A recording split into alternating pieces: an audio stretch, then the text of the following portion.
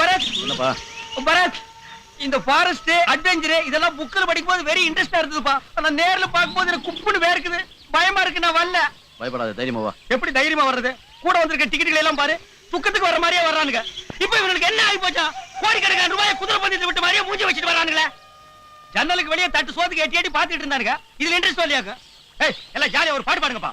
You you please you அஞ்சு you. பாடுறதா இருந்தா நீயே பாடு. ஏன் நீ பாட மாட்டியா? ஏன் ஜெயிலுக்குள்ள தான் பாடுவியாக்கும்?